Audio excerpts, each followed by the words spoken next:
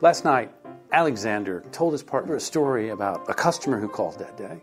A customer had a problem, was so frustrated. And we solved the customer's problem, and the customer was so happy, and she said such nice things about me. And the glow that's in Alexander's face as he's telling that story is why he comes to work every day. But unfortunately, Alexander has no idea what problems are going to land on his plate.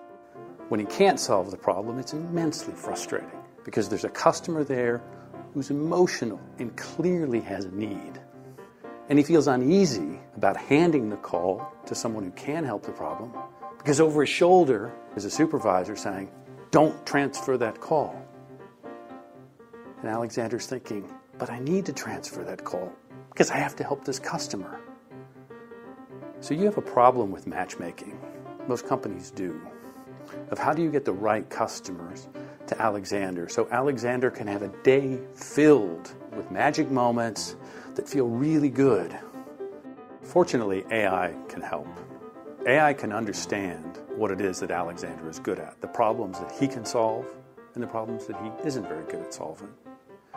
And the AI can also understand what it is that the customer needs, and it can predict, based on what you know about the customer and what you know about the situation, whether Alexander is going to be just right for that customer or if someone else is.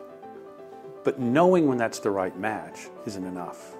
You also need automation so that you can connect Alexander to the customer and knowing the money value of time. What can you do to nudge that customer to wait a little bit longer so that you can match them up? And when Alexander solves that problem for that kind of a customer, you avoid a whole lot of cost associated with rework. But you also create these stories where the customer is telling her friends about Alexander, and Alexander is telling his partner about the customer. It's almost like they love each other, but they don't. What they do really love, though, is your company.